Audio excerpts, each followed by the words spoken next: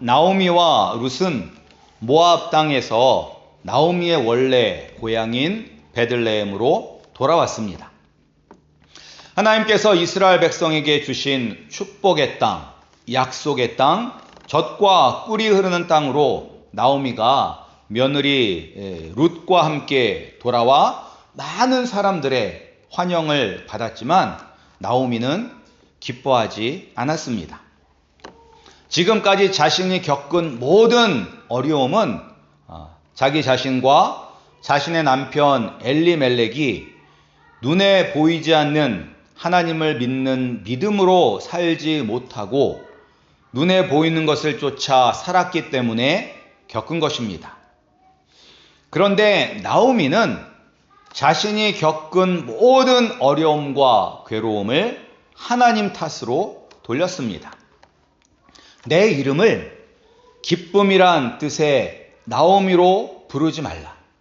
나를 괴로움이란 뜻의 마라로 부르라고 합니다. 믿음이 연약한 나오미를 따라서 베들레헴까지 온 모압 며느리 룻은 하나님의 선물입니다. 룻은 시어머니 나오미로부터 하나님에 대한 지식을 배웠을 것입니다.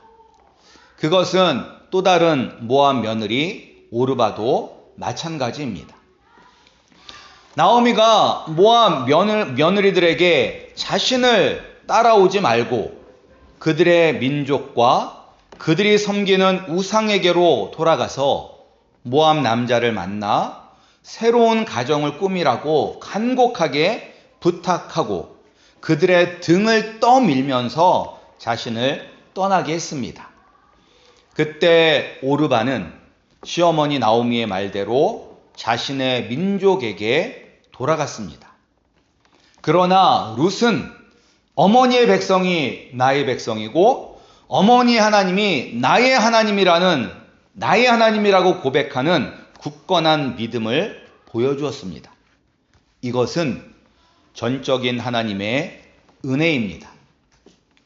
그리고 나오미와 룻이 베들레헴에 도착했을 때는 보리 추수를 시작할 때입니다. 그리고 보리 추수가 끝나면 그 뒤를 이어서 밀을 추수합니다. 그리고 밀 추수가 끝나면 그리고 이어서 과일을 거둡니다. 따라서 흉년 때문에 자신의 고향 베들레헴을 떠난 나오미에게 풍성한 양식을 주시니 이것 또한 하나님의 은혜입니다. 이런 은혜는 생각하지 않고 나오미는 하나님께 원망만 하였습니다. 혹시 우리가 나오미와 같이 자신의 잘못으로 인한 어려움을 남의 탓, 하나님 탓으로 돌리고 있지는 않은지, 또한 이런 나를 포기하지 않고 여전히 새로운 은혜를 베풀어 주셔서 나를 회복시켜 주시는 하나님 아버지의 사랑을 깨닫지 못하고 여전히 불평하고 원망을 하고 있지는 않은지 우리 자신을 돌아보시는 성도님들이 되기를 소원합니다. 오늘 본문은 룻이 자신의 시아버지인 엘리멜렉의 친척인 보아스를 처음 만나게 되는 장면입니다. 이 베들레헴으로 돌아온 룻과 나오미는 여전히 어려운 그런 생활이었습니다. 두 과부가 할 수 있는 일은 없습니다. 할 수 있는 일이라고는 보리 수확을 할 때 땅에 떨어진 이삭을 줍는 게 전부입니다. 하나님은 가난한 사람들을 위해서 추수할 때 떨어진 이삭이나 과일을 다 줍지 말라고 명령하셨습니다. 이 명령이 레위기 19장에도 나오고 그리고 신명기 24장에도 나옵니다. 신명기 24장에 뭐라고 하나님께서 말씀하셨냐면 내가 밭에서 곡식을 벨 때에 그 한 뭇을 밭에 잊어버렸거든 다시 가서 가져오지 말고 나그네와 고아와 과부를 위하여 남겨두라. 그리하면 내 하나님 여호와께서 내 손으로 하는 모든 일에 복을 내리시리라. 내가 내 감람나무를 떤 후에 그 가지를 다시 살피지 말고 그 남은 것을 객과 고아와 과부를 위하여 남겨두며 내가 내 포도원의 포도를 딴 후에 그 남은 것을 다시 따지 말고 객과 고아와 과부를 위하여 남겨두라.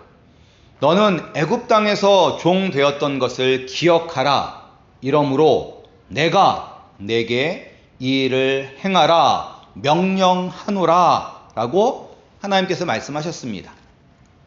이스라엘 백성들은 이집트에서 400년 동안 노예로 힘들게 살았습니다.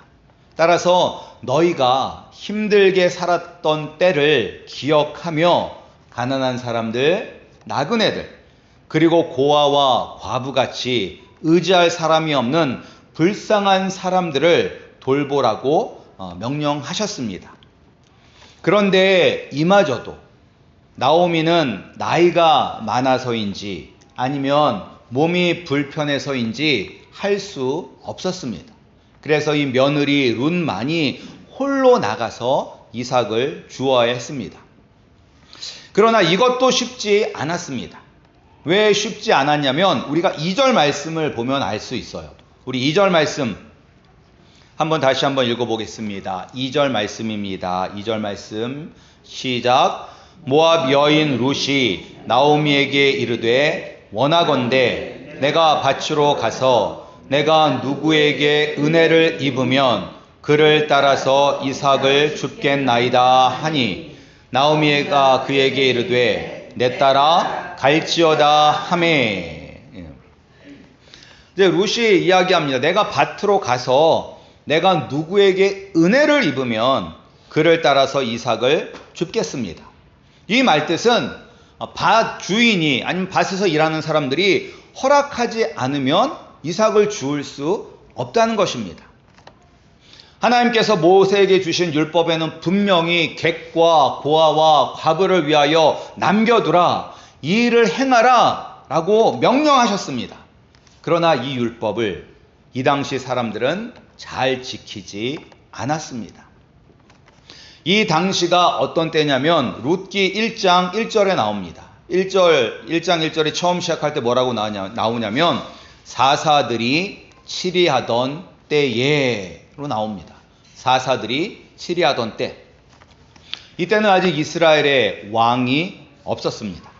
그래서 평화 때에는 백성들의 재판관의 역할을 하고 전쟁 때에는 군대를 이끄는 군사적 지도자의 역할을 하던 그런 사사들이 다스리던 때입니다. 그런데 이 사사가 다스리던 시대를 한마디로 정의하면 우리가 잘 알고 있는 것처럼 사람이 각기 자기의 소견에 오른 대로 행하던 그런 때입니다. 이 당시 사람들은 하나님의 말씀대로 사는 것이 아니라 자신의 눈에 좋은 대로 자신에게 이익이 되는 대로 사는 시대였기 때문에 하나님의 말씀이 제대로 지켜지지 않았습니다. 그렇기에 룻이 땅에 떨어진 이삭을 줍는 것도 쉬운 일은 아니었습니다. 더군다나 또 룻은 어느 나라 사람이에요? 이스라엘 사람이 아니라 모압 사람입니다. 모압 사람. 근데 이 모압 족속은 이스라엘 백성이 죄를 짓도록 유혹을 했었기 때문에 신명기 32장에 보면 모압 사람은 여호와의 총회에 들어오지 못한다. 10대뿐만 아니라 영원히 여호와의 총회에 들어오지 못한다라고 못을 박았습니다. 따라서 모압 여인이면서 과부인 룻이 이삭을 줍는 것은 쉬운 일이 아니었습니다. 게다가 또 이삭을 줍는 게 안전한 일도 아니었습니다. 우리가 읽은 본문 뒤쪽에 22절에 가면 나오미가 이제 뭐라고 이야기하냐면 룻아 다른 밭에 가지 말고 보아스의 밭에 가서 일하는 것이 좋겠다라고 이야기합니다. 야야 다른 밭 찾아다니지 말고 보아스 밭에만 가서 일을 해라. 근데 이 말뜻이 무엇이냐면 다른 밭에 가면 이삭을 줍다가 폭행을 당하거나 성추행을 당할 수 있다는 것입니다. 이런 어려움들이 있는 거예요. 이런 어려움을 겪고 있습니다. 룻이. 지금. 근데 만약에 여러분들이 룻이라면 어떤 생각을 하시겠습니까? 내가 룻이라고 생각을 해보세요. 그리고 그런 어려움들을, 지금 나 혼자 나가서 이삭을 주어야 되는데 이삭을 줍는 것도 쉽지도 않고, 이삭을 주우려다가 폭행을 당할 수도 있고 성추행을 당할 수도 있어요. 그런 어려움들이 있어요. 그것을 보면서 어떻게 생각을 할까요? 아이, 괜히 시어머니 따라왔다가 이게 무슨 생고생인가? 내 나라, 내 민족에게 돌아갔다면 더 좋은 삶을 살지 않았을까? 내가 무슨 부귀영화를 누리겠다고, 누가 알아준다고 시어머니 모시면서 이렇게 힘들게 살아야 하나? 이제라도 다시 내 나라, 내 민족에게로 돌아가는 게 낫지 않을까? 뭐 이런 생각을 하지 않을까요? 그런데 왜 룻은 이렇게 힘들게 이삭을 줍는 것일까요? 그리고 왜 누구보다 더 성실하게 일하는 것일까요? 오늘 읽었던 본문 말씀 7절에 보면 잠깐 집에 가서 쉰 것 외에 아침부터 늦게까지 일하였습니다. 자기 자신을 위해서 이렇게 일했습니까? 물론 자기도 먹겠지만 시어머니 나오미를 섬기기 위해서 이렇게 고생하고 있는 것입니다. 이 모습이 오늘날 예수 그리스도를 믿는 성도들이 본받아야 할 모습입니다. 모압 여인 룻을 통해서 우리에게 보여주는 그리스도인의 참 모습은 섬김과 희생, 그리고 성실입니다. 오늘날 점점 더 예수님을 믿는 성도들로부터 사라지는 모습이 바로 섬김과 희생, 그리고 성실입니다. 예수님을 믿는 성도들이나 예수님을 믿지 않는 사람들이나 생각하고 행동하는 것이 별반 다르지 않습니다. 하나님은 이스라엘 백성들에게 내가 거룩하니 너희도 거룩하라 라고 말씀하셨습니다. 여기서 거룩이란 말은 구별된다라는 뜻입니다. 예수님도 우리에게 세상의 빛과 소금이 되라고 말씀하셨습니다. 그러면서 세상과 구별이 되는 소금의 짠맛을 잃어버리지 말라고 하셨습니다. 세상과 구별된 모습이 있어야 예수님을 믿는 그리스도인인데 이런 구별됨이 사라지고 있습니다. 예수님을 믿는 사람도 육신의 정욕, 안목의 정욕, 이생의 자랑에 빠져 살고 있습니다. 룻과 같이 섬김과 희생을 실천하고 누구보다 성실하게 사는 모습을 잃어버리고 있습니다. 마치 사사기에 살았던 이스라엘처럼 그저 자신의 눈에 좋아 보이는 대로 세상에 뒤처지지 않기 위해서 아둥바둥 살아갑니다. 룻이 아무 힘도 없는 시어머니 나오미를 섬기기 위해서 힘들게 나가서 일하며 자신을 희생하고 얼마 되지도 않는 이삭을 줍기 위해서 쉬지 않고 성실하게 일한 것을 보면서 사람들은 아마도 참 바보 같다, 참 어리석다라고 이야기할 것입니다.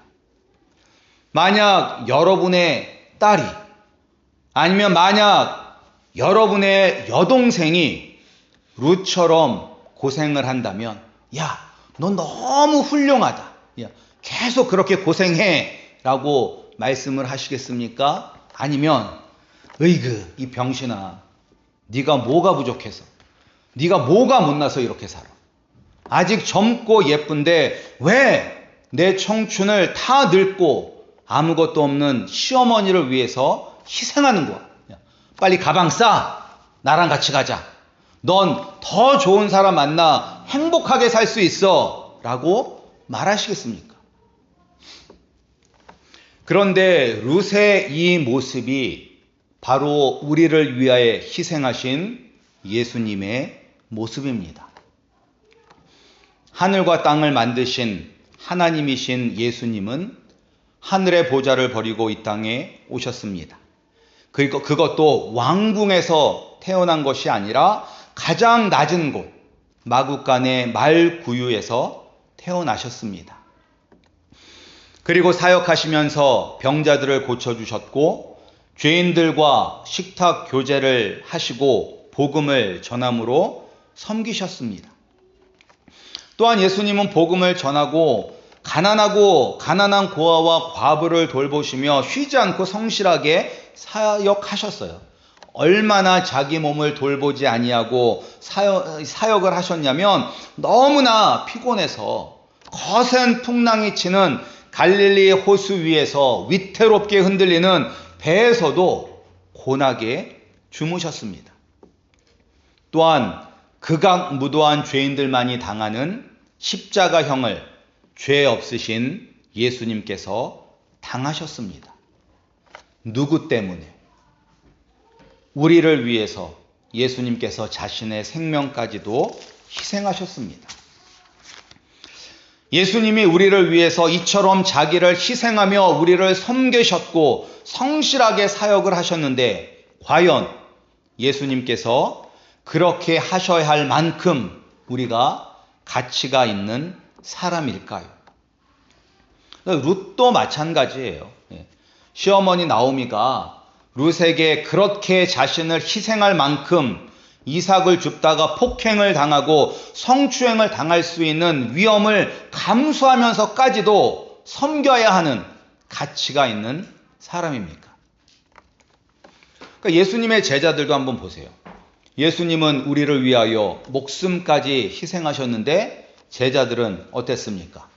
큰 소리만 쳤지 정작 예수님이 잡히실 때 다 도망갔어요.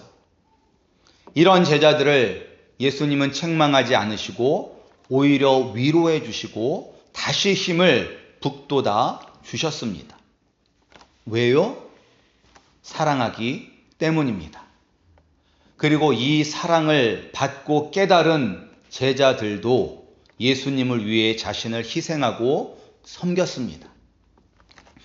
오늘날 그리스도인들에게서 섬김과 희생과 성실이 사라지는 것은 아마 예수님의 사랑을 제대로 경험하지 못했기 때문일 것입니다. 예수님이 우리를 얼마나 사랑하는지 깨달으면 우리도 예수님을 본받아 우리 가족을, 교회를, 그리고 이웃을 사랑할 수 있습니다. 사랑하기 때문에 섬기고 희생할 수 있습니다. 예수님을 만나 예수님이 얼마나 우리를 사랑하시는지 깨달아 주를 위해 그리고 주의 형상으로 지음을 받은 우리 이웃들을 위해 희생하고 헌신하시는 그런 성도님들이 되기를 주님의 이름으로 축복합니다. 그리고 룻이 드디어 보아스를 만나게 됩니다. 근데 이 만남은 우연처럼 보입니다. 왜 우연처럼 보이냐면 3절을 한번 보세요. 3절을 보면 거기 뭐라고 나와 있습니까? 3절을 보면 한번 같이 읽어보겠습니다. 시작. 룻이 가서 베는 자를 따라 밭에서 이삭을 줍는데 우연히 엘리멜렉의 친족 보아스에게 속한 밭에 이르렀더라. 이제 룻이 처음부터 보아스의 밭으로 간 것은 아닙니다. 그리고 이날 처음 이삭을 주우러 나간 것도 아닙니다. 그러니까 이 전에도 여러 날 동안 이삭을 주우러 룻은 이 밭 저 밭을 돌아다녔습니다. 그리고 마침내 우연히 보아스에게 속한 밭에 가게 되었습니다. 그런데 또 4절이 맨 처음에 어떻게 시작돼요? 4절이 맨 처음에 그렇게 시작하잖아요. 마침 보아스가 베들레헴에서부터 와서라고 쓰여져 있습니다. 우연히 보아스에 속한 밭에 이르렀고 룻은 그리고 마침 그때 보아스는 그 밭을 둘러보게 됩니다. 따라서 이 둘의 만남은 우연인 것처럼 보입니다. 그러나 예수 그리스도를 믿는 우리에게 있어서 우연은 없습니다. 잠언 16장 9절을 보면 이렇게 기록되어 있습니다. 사람이 마음으로 자기의 길을 계획할지라도 그 걸음을 인도하시는 이는 누구다? 여호와시니라.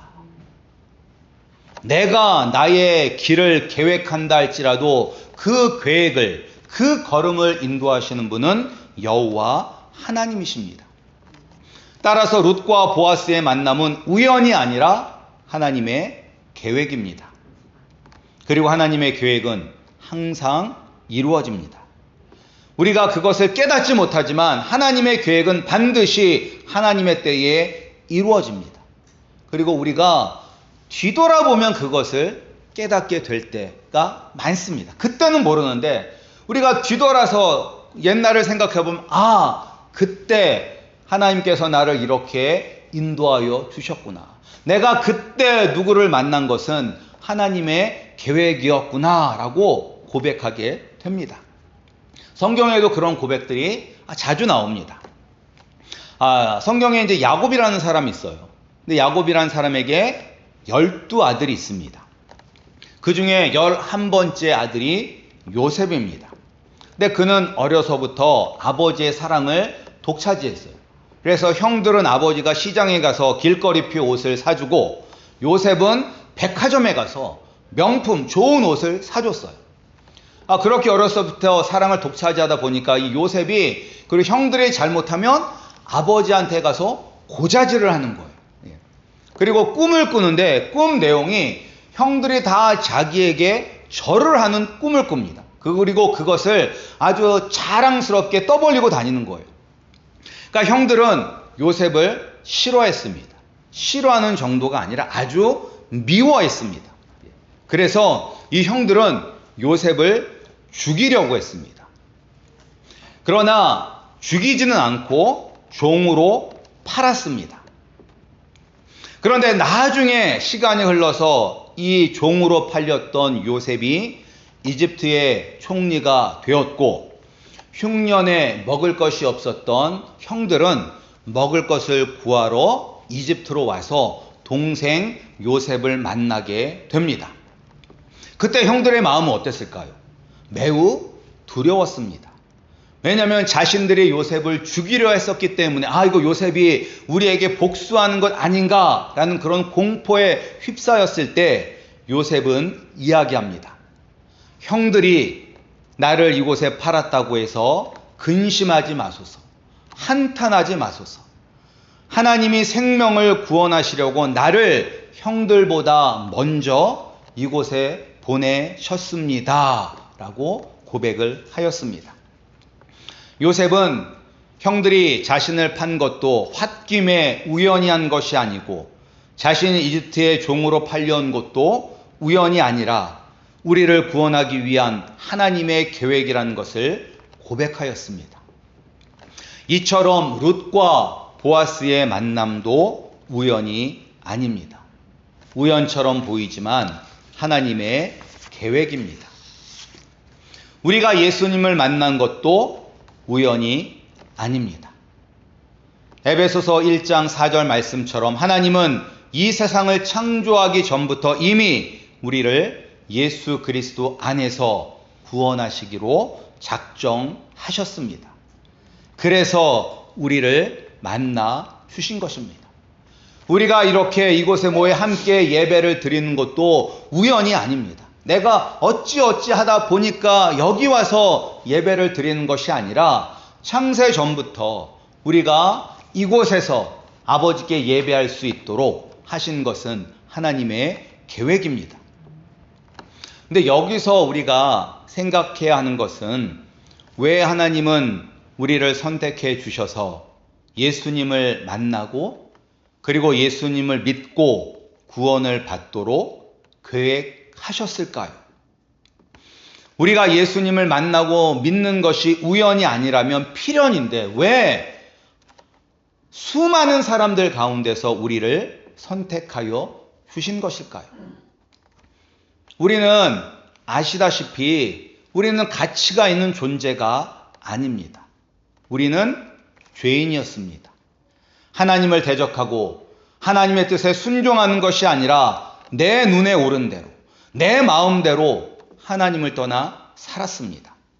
왜 이런 나를 선택해 주셔서 하나님 예수님을 만나게 하시고 예수님을 믿게 하시고 구원받게 하셨을까요? 찬송가 310장은 아 하나님의 은혜로 라는 찬양입니다. 그런데 이 찬양의 1절 가사가 우리가 아시는 대로 아 하나님의 은혜로 이 쓸데없는 자 왜 구속하여 주는지 난 알 수 없도다 입니다. 이 가사처럼 왜 아무짝에도 쓸데없는 나를 구원하시기로 계획하셨고 그 계획을 이루셨을까요? 사랑 외에는 답이 없습니다. 조건 없는 하나님의 사랑 말고는 어떤 이유도 없습니다. 룻과 보아스가 만난 것이 우연이 아니라 하나님의 계획이었던 것처럼 우리가 예수님을 만난 것도 하나님의 계획입니다. 우리를 사랑하시기 때문에 우리를 만나 주신 것입니다. 우리를 사랑하셔서 우리가 예수님을 통하여 구원을 얻도록 계획하신 하나님의 그 사랑을 깨달아 하나님을 위하여 헌신하고 희생하시는 우리 참 성도님들이 되시기를 주님의 이름으로 축복합니다.